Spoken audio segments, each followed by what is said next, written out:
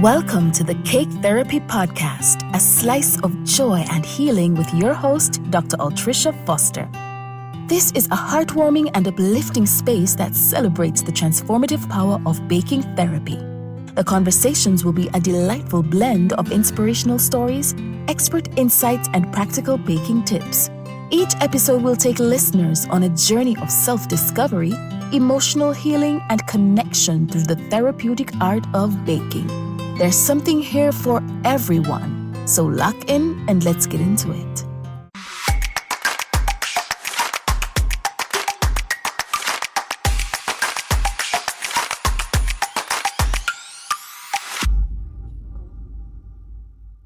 Hi everyone, welcome back to the Cake Therapy Podcast, your slice of joy and healing, with me, your host, Dr. Altricia Foster. And this is the conversational space of the Cake Therapy Foundation, where we mix healing with the sweetness of human connection. Our mission is clear, and it is to create spaces for women and girls to heal through creativity, connection, and of course, cake. Before we dive into today's conversation though, I'd love to invite you to take a mindful breath. I'm asking you to pause for a moment, inhale deeply, and then exhale slowly. Feel your feet on the ground and remind yourself that you belong here, just as you are. And if you haven't yet, follow the Cake Therapy Foundation and Sugar Spoon Desserts on all socials. Do it now. The links are in the description. Now let's get into it. So today's guest truly lives her name. Joy Marsh joins us. Joy Marsh is a powerhouse of clarity, purpose, and compassion. She's a social scientist, anti-racism activist. She's a business strategist, an executive leader who has led transformational systems change initiatives across educational nonprofits, financial government, and healthcare spaces. She also happens to be a creative at heart, and she is the face, the owner behind Blissful Cakery, which is also a Minneapolis-based bakery known for stunning French macarons and soulful cakes. A venture which was recently featured in the Minneapolis Monthly magazine. So hi, Joy. Welcome to the Cake Therapy Podcast. We're happy to have you today. Thank you so much. I'm really excited to be here. Yeah, we're excited to have you too. I've had you on my wish list for a very long time. I did. We've had you on the wish list, I think maybe since season 2. So I'm happy to have, gotten you here today. So we're both in Minnesota, so we know it's nippy outside. So just want to do like a check-in. How are you today though? How am I today? Overall, I feel like I'm in a pretty good spot today. I'm sort of in some life transitions around work and around my business. And as you can imagine, that means that there's some ebbs and flows, some ups and downs. And today has been a day that's gone really well. I set an intention to get some things done. I was able to get those things done. So I feel pretty good. Yeah. You recently had a pop-up though. How did that go? That was last weekend, right? Yes, I did. So last Saturday, I participated in a pop-up, which is not usual for me. I mean, my business started out in my home, and that's where it existed for a really long time. And so pop-ups are kind of new. So I don't always necessarily have a lot of super clear expectation. And this was not only a pop-up, but it was in a new place that I've never done it before. So a new customer base. Yeah. But overall, I was really encouraged by my long-term fans who came out and supported me, and the opportunity to engage with new folks. So overall, it was great. My youngest daughter came and hung out with me as well. So it was a good day. Yeah, that's good. Mm-hmm. Kudos to you, because for me, I'm an introvert at heart, and I couldn't do pop-ups. I can't do pop-ups. I can't do fairs. Yeah, because of what I am. And I've given up on the idea of having pop-ups and stuff like that. So kudos to you. Well, what's wild is I'm also an introvert. And it does take a different level of energy. It really does. It's a whole different level of energy, both to get out of the house, to agree to do it, to participate in it. And then as soon as it was over, I'm right back home and quiet time, recovery. It's amazing what entrepreneurship does, how it pushes you outside of your comfort zone. And I've been in business for a long time, but I just cannot get over the hurdle. That's real. Your point about it pushing out of your comfort zone. Absolutely. I mean, there's nothing like it. I've worked in a lot of different fields. I've done a lot of different jobs, and there is nothing like entrepreneurship at all. Beast. Mm-hmm. Yeah. So I want to, we've been chit-chatting about your entrepreneurship journey, Blissful Cakery. So we've been chit-chatting about your entrepreneurship journey, Blissful Cakery. But where I want to start is where I initially met you and how. Well, it's been e-meet, of course. We haven't met in person, but I want to start the conversation there because I don't want people to think that you're just cake. There's so many layers to you, and I want girls to hear from you about what you do. And I want girls to hear about your entrepreneurship journey, your journey in cake, why you started it. But I'm going to start at a place where it is really personal to me because for me, I try very hard to let people know that I'm not just cake. There's so many layers to me, and I want you to speak to that. So I'm going to simply start about your background in helping institutions heal from harm. Will you allow me to go there right now? Yes, let's go there. Of course. So when you think about healing and liberation, Joy, what do those words mean to you personally? Before I answer your question, I just want to name how much I appreciate you setting the context around all of the layers that you have. I mean, I've read your book, so I have a pretty good understanding of who you are. And I share that thought about myself, and that I'm more than someone who bakes. I have a lot of different elements to who it is that I am, and it's easy for that to get lost when people know you in a single slice of your life. And as someone who's in a space of trying to discern what's next professionally, it's important that I don't lose sight of that, and that the people around me don't lose sight of the fact that I do more than bake. And so thank you for that context setting. That actually means a lot to me, probably more than you know.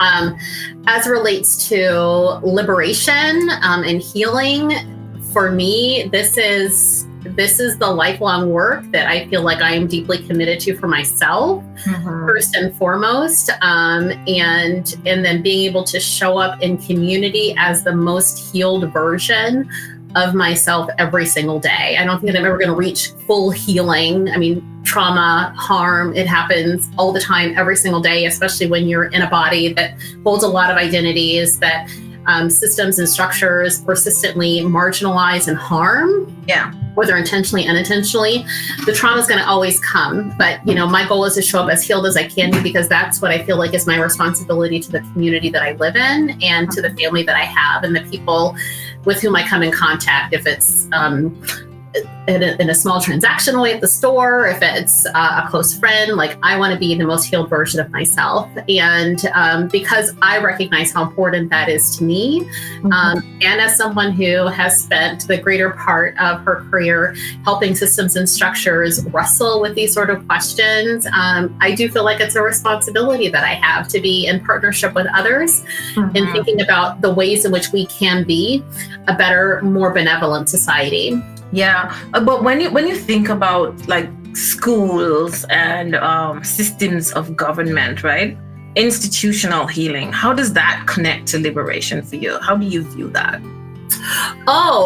Schools, systems, structures, institutions, everybody has a part to play. Like, there's liberation requires everybody understanding the part that they're playing in their harm and taking action to do something about it. It's not just about people having self-care days or mental health breaks or going to the spa or taking care of themselves. I mean, that's important, but ultimately there's an accountability, I believe, in everyone doing what their part is and showing up in a way that helps to make sure that we're creating a much more supportive ecosystem that recognizes everyone's humanity. So yes, education systems, government systems, philanthropy, the private sector, nonprofit sector, everybody has a part to play. Everybody is complicit in the harm that happens. And so everybody has a responsibility to recognize and to do their part. Not everybody knows that. Not everybody does that or accepts that truth, but I believe that that's fundamentally true. Yeah. Like I've been in systems, I've done this kind of work, and it's often so demanding. And I would love to hear from you, or I want our listeners to hear from you, how demanding this work is, and like, what has healing asked of you lately? The work it's a lot. And particularly when you're someone who pays attention to what's happening in the world and you feel a draw towards care for your neighbor, for yourself, it's a lot. I think we're over inundated with information, locally, nationally, internationally, about what's happening in the world and just the extent to which harm is taking place. Some of it's real information, some of it's fake information, but a lot of it is just a lot of it. Yeah.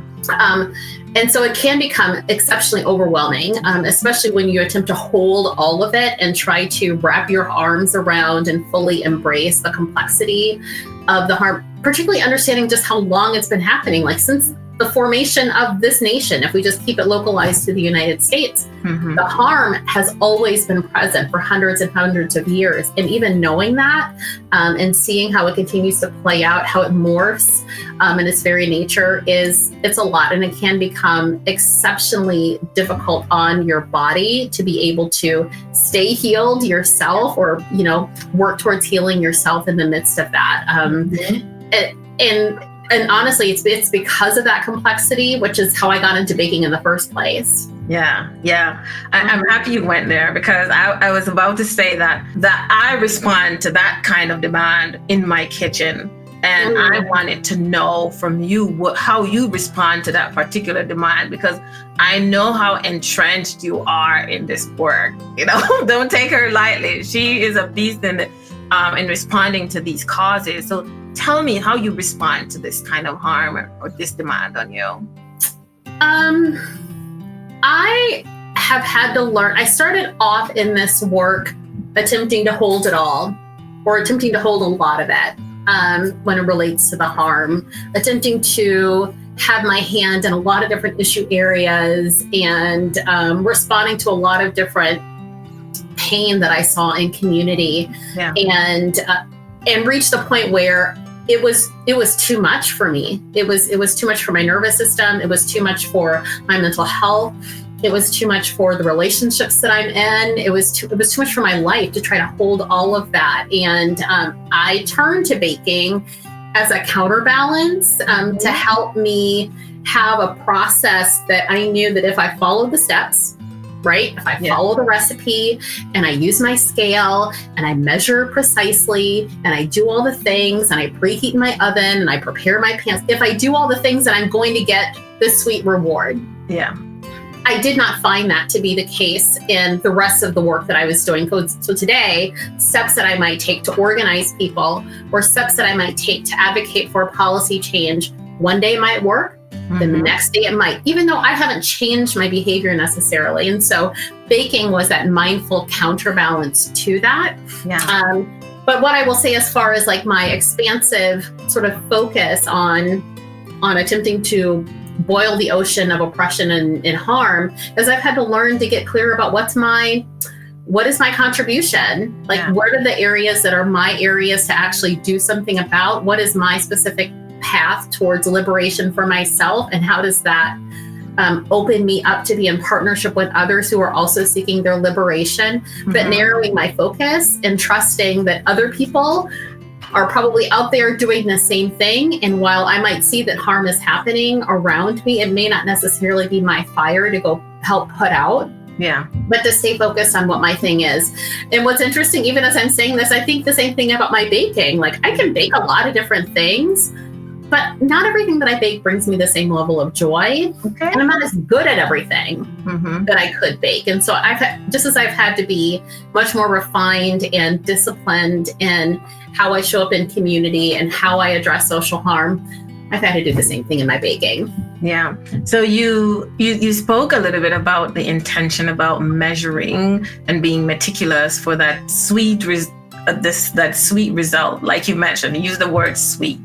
Was there an actual moment when you realized that being in the kitchen was doing something deeper than just making something sweet, that it was actually restoring something inside of you?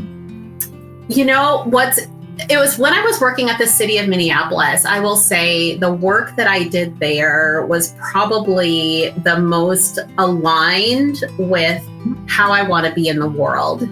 It was looking deeply at systems and structures. It was really being inside the belly of the beast, but doing so in close partnership with people, both employees of the city, community members, wrestling with policy, thinking about opportunities to bring about greater healing, working to equip community to be the sort of people that can care for themselves. Like it was amazing work. It is, professionally, probably the best work that I've ever done. And it was also the hardest work I've ever done. And so I found myself doing lots and lots of baking. Mm-hmm. I didn't necessarily put those two things together at the beginning, but I had a reputation inside the city enterprise, like Joy brought something, it's in the break room. And I was doing a lot of it. And I was like, I need to find a way to monetize this self-care, because as you know, baking's not a cheap sort of hobby to have on the side. Mm-hmm. And so I began to do more of it and started the business as a result of that. And then it was in that sort of starting of the business and really leaning into it that I really began to recognize the role that baking played in relationship to the rest of my life.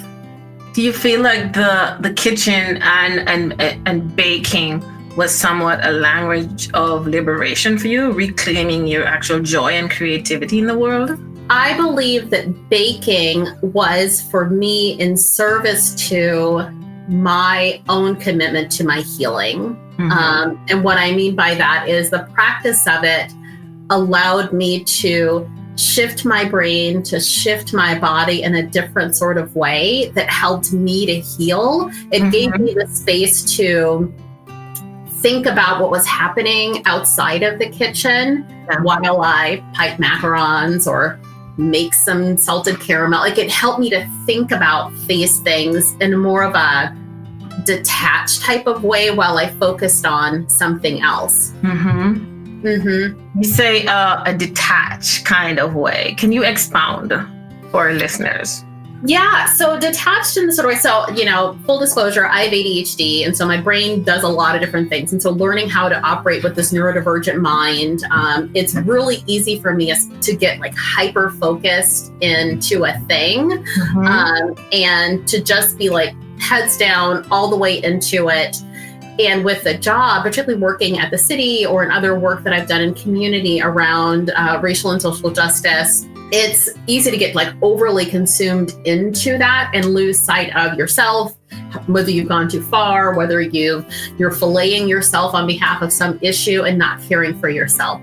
So mm-hmm. the stepping into the kitchen, the sort of detachment is that because baking is very precise, you can't half brain bake. At least I can't. I have to pay attention. I have to make sure that if I'm scooping sugar, that I'm actually scooping sugar and I'm not scooping salt. Yeah. If I'm using flour, that I'm actually using all-purpose flour and not cake flour, whatever the recipe calls for. So the focusing intently on that activity allowed the rest of my brain to settle mm-hmm. a little bit. And then I could begin to see different patterns and think about things and find different sorts of paths forward for the work outside of the kitchen while I was in the kitchen baking. Yeah. I actually loved your transparency around ADHD because we serve the young ladies in our community. Some of them do, have ADHD, and I'm happy that they will hear you and hear from you, and also hear that you've been successful in spite of, you did not let it be a barrier to your success. It's not a barrier to you in the kitchen. It's not a barrier to you in measuring and being precise in your cake artistry. Share with us the importance of really being transparent in our communities and the long-term impact on kids, not just adults. We're focusing on young people right now. Tell us, share with us the importance of being transparent sometimes, letting our guard down. I have found, so I found both in my spiritual practice and someone who grew up in the Christian church, and transparency or bearing witness is something that was always reinforced. I believe that my journey towards greater liberation for myself is not just for my benefit. Yeah. I have a responsibility, and I also grow. I grow from leaning into the truth of my own story and being willing to share it with others, because I don't believe that any one person gets liberated in isolation. I believe that as a society, our liberation is bound. My liberation is bound up in your liberation. Yeah. Your liberation is bound up in your neighbor's liberation. And we don't get free unless we're willing to be honest about how we've arrived in this moment and what it's going to take for us to move to the next moment. Yeah. And the fact that we need each other in order to do that. And so the responsibility around transparency, especially with young people, especially with people who are from marginalized communities, persistently marginalized communities, to understand that, yes, you can have a career with ADHD. You can start a business. You can lead an organization.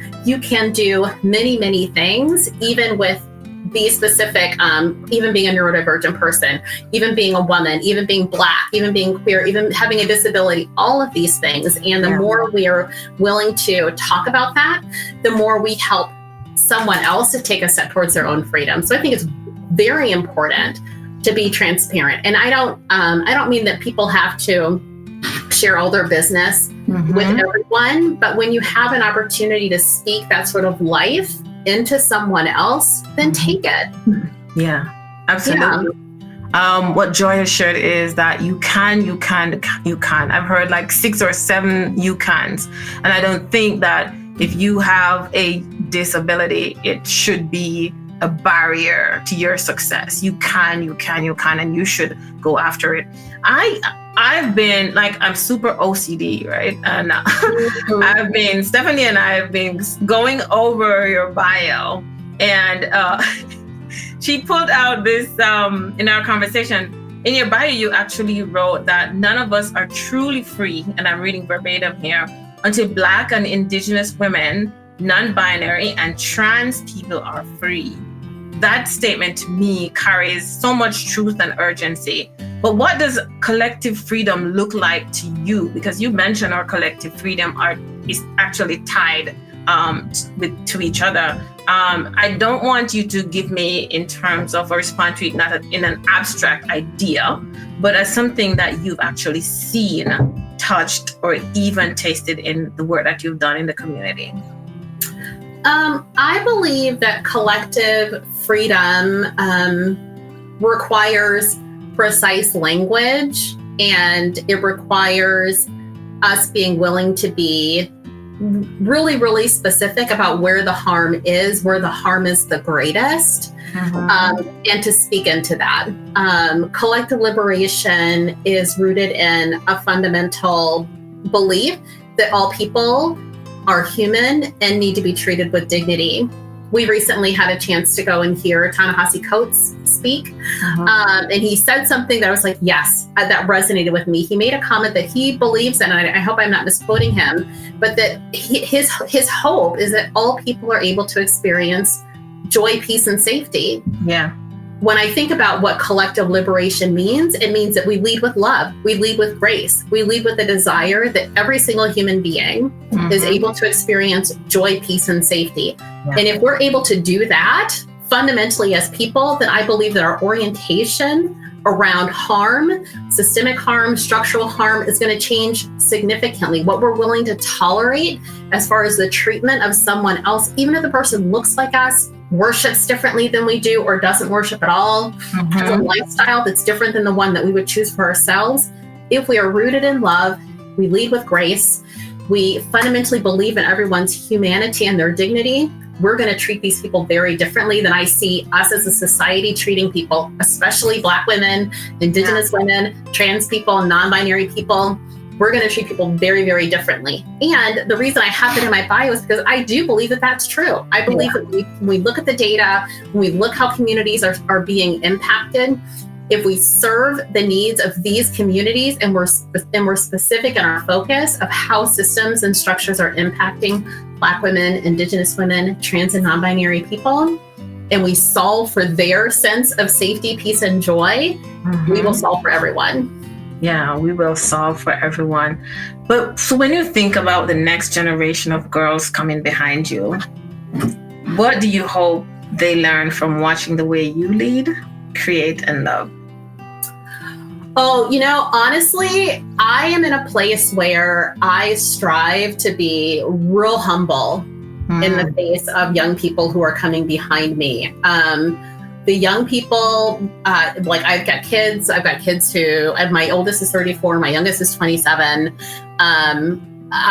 These kids, they are built different and I love it. I'm here for it. The level of questioning that exists in younger generations that are coming, the intolerance for harm, the level of acceptance that I see within younger generations, their critique, which sometimes is hard to hear if you're a millennial or if you're a Gen Xer or a boomer, sometimes it's hard to hear. Yeah. But the truth and the pain behind their questions and their pushback, their challenges, their expectations, I feel like each of us who are in older generations ought to be in a position of deep humility and willingness to listen.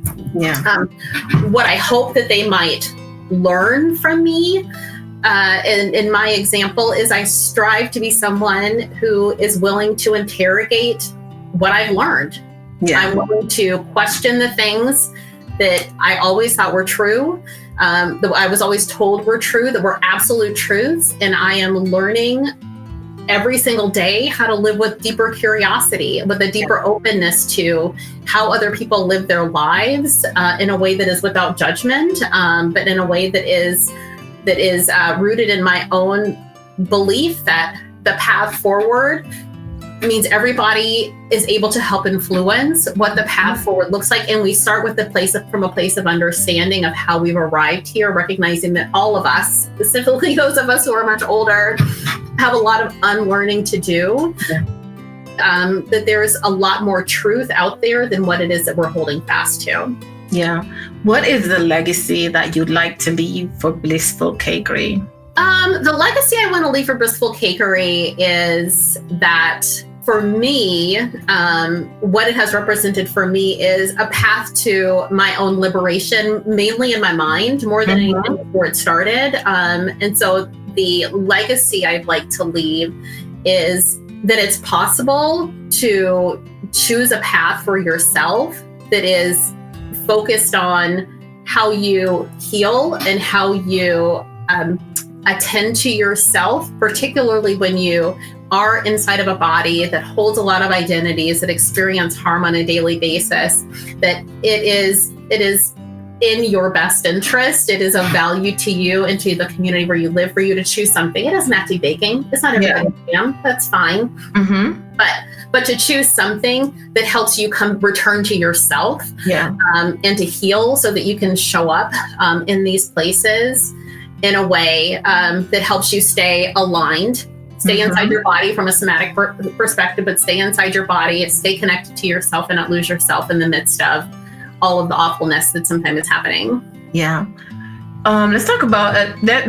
Let's dive a little bit deeper in Blissful Cakery and where you are with it. I follow you on Instagram, so I want our listeners to know, are you doing Blissful Cakery full time? Are you doing, systems work? Like, where does it sit right now for you? Yeah, that is such a great question. So I was working in a healthcare role, leading equity work for an organization for a few years when I left the city, and separated from the organization earlier this year, not because they're not committed to DEI, not because of all of the things people are hearing. It was just the time to separate. My position was eliminated. And so in that moment, I leaned into baking because I like baking, and like I've already stated, it kind of helps me think about the rest of the world.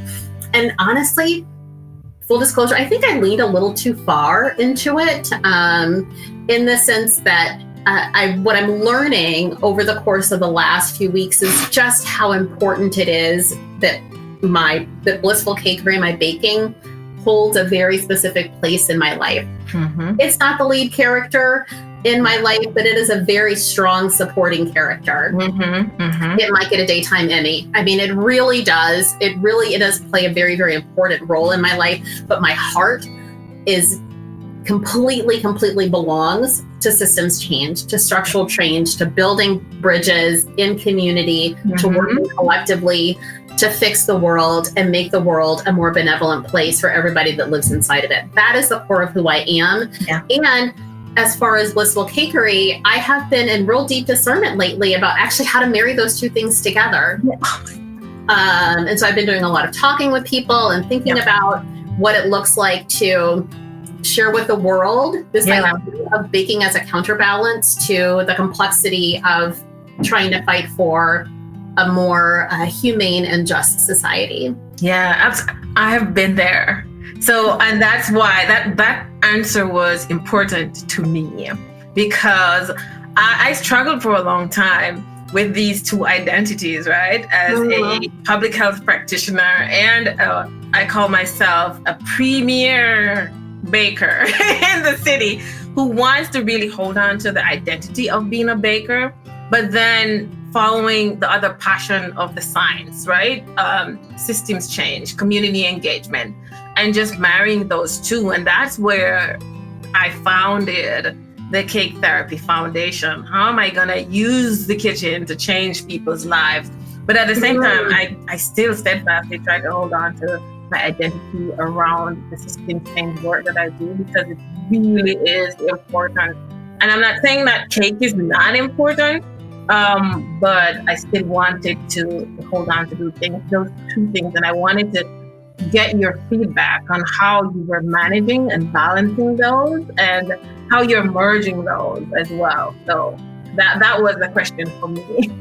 Yeah. And, I feel like my vision for how it comes together is a little bit early days, but I'm really excited about what you are doing with the Cake Therapy podcast and how you're finding that balance. Yeah. Because you have a very impressive academic and professional background, and you're doing really impressive work. And you also bake. I saw that cake for Betty Crocker. Thank you. 10 out of 10. No notes. Yes. Phenomenal. Thank you. Thank you.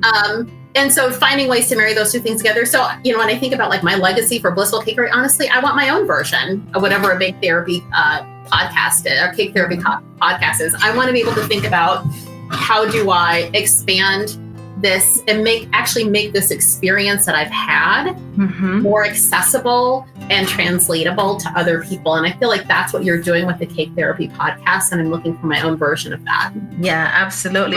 And it's tough, and you have to be innovative, and there are nights when you're thinking like, man, did I walk away from that security to do this work? Is it worth it? So you're going to be questioning yourself a trillion times, but trust me, it is worth it. And you will find that balance, and you're going to find it when you least expect it. That's what I'm going to say. But it's going to come. I think the first step is leaning into something that you're super passionate about, and then start working your way back to finding that balance. And I think that would be my advice. Yeah, that advice is right on time. I really appreciate that reminder that it will come in the time that it's meant to come. The tree will bear fruit in its season, and in the meantime, I need to just tend the soil, be patient, and wait for it. That's as my therapist would say, that's my lifelong work. Staying in that place of like, I want to be in a place of readiness. I don't want to feel anxious about needing to take a step or feeling like I have to jump into something in order to fill a box or quote, be productive, but to instead be like, let's just take the time. I do really feel exceptionally supported with my spouse, with my community around being in this season, being able to take the time to discern. And so one day I'm going to have whatever my Cake Therapy podcast is, whatever, it won't be a podcast, but whatever my version of it is. Absolutely. And just write everything down. Every random idea that comes to you, just just jot it down, or even send voice notes to yourself. That's how I've done it all. Like I send voice notes to myself and I write it down. So it will come, Joy. Trust me. Once you step out in faith and believing that this is part of your calling or your purpose, it will all fall. It's scary, but it will all fall into place. You know, what is so amazing, and so I'm just going to like speak about this from a very spiritual perspective. Like, I don't believe in coincidence. I don't believe, I believe that everything happens when it's intended to happen. And I will say that my readiness for this exact conversation and the perspective that you just shared with me, like this week, is very different than it would have been a week ago, right? We were supposed to talk last week, and then Hurricane Melissa came and did whatever it is that it did. I don't know that I would have been as ready in that moment last week if you had shared that as I was this week. And so, you know, just it's sort of like a high five for divine timing. Yes, absolutely. And maybe if we had this conversation even 2 years ago when we made our initial intro, right? I wasn't ready to leave the public house space. I'm sure you weren't ready to leave the public house space either. So the conversation definitely would have been different for sure. It would have been so different. 2 years ago, I would not have even imagined what it would have looked like. I would have thought, what are you talking about? That's not even a thing. I bake when I bake and I go to work, and I was so head focused on what I was doing. So absolutely, everything happens in the divine time. Yeah, absolutely. So I love your macarons. Clearly, the community loves your macarons. Is that your favorite dessert to make? Tell me. Honestly, it is. The thing about macarons is that they just offer such a wide range of creativity. And I have, I've made a lot of different kinds of macarons, like a lot of them, a lot of different flavors. And I've put things together and tried them. I've done savory, I've done sweet, and it's rare that something doesn't work. It's rare that something doesn't work. And the color combinations, the flavor combinations, it's not effortless. It took a long time to learn how to make them, but they're just magic. The way that they come together, they are definitely my favorite thing to make. Full disclosure, they're not my favorite thing to eat, but they're my favorite thing to make. Well, they're my least favorite thing to make. Okay, they take time, they fail. Oh my goodness, they're not my favorite things to make. So I love seeing your vibrant colors. I love seeing how perfectly round and raised, and they all got these perfect little feet. And I'm like, okay. So I'm happy. So what's your favorite dessert to eat? Macarons are your favorite to make, but what's your favorite to eat? You know, this is where talk about like transparency. Honestly, Trisha, I love like low grade desserts. I love them. I love a Rice Krispie bar. I love some Oreo cookies, some real basic off the shelf. Like my go-to is just some real trash desserts. However, if I'm going to eat something that's not just a trash dessert, not to disparage Rice Krispie treats because I love them, but I really enjoy a well-made cake. A well-made cake is just amazing. So good. I didn't grow up in a house with a lot of cake. I grew up in a house with a lot of cobblers and pies and things like that, but cake was rare, especially like a homemade cake. That was very, very rare that I would have seen something like that. So a really good piece of cake where someone has put some imagination into it with some real interesting flavor combinations. Yes. Excellent. What's next for Blissful Cakery? What's next for Blissful Cakery? I am slowly building back up to where I feel like my height was, which was like early pandemic, 2020, 2021, as far as operationally how the business was flowing.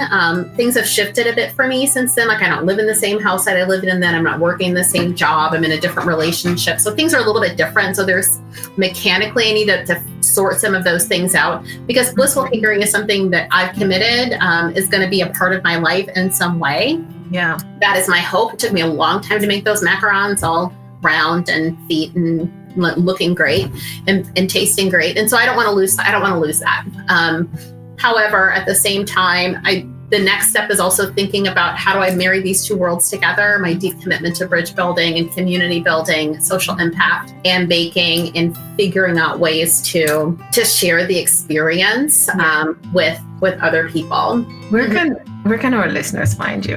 The easiest place for folks to find me, honestly, is going to be online. I am gearing back up to start shipping again, my product. And so folks can expect to see those updates coming up online. I'm focusing pretty heavily in November and December on like holiday gatherings, packaging things for folks to take for like meals or having things together around the end of the year, thinking about gift giving and making that a bit more accessible for folks who are looking for more interesting ideas on gifts that they can give to folks at a variety of different price points. But that's the next deal.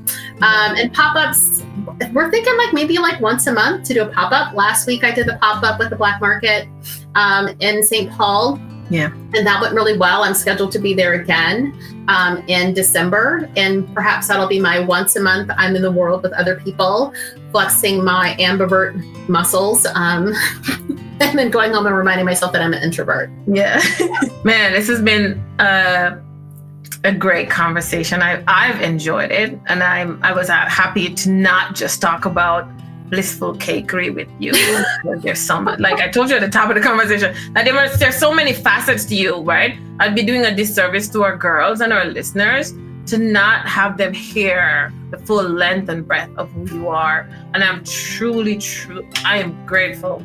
I'm grateful to have met you, to have a conversation with you right now, and especially for you to come here and share your story, and not just your story, your spirit, and like we say here at the Cake Therapy Podcast, your slice of joy and healing. Thank you so much, Joy, for joining us.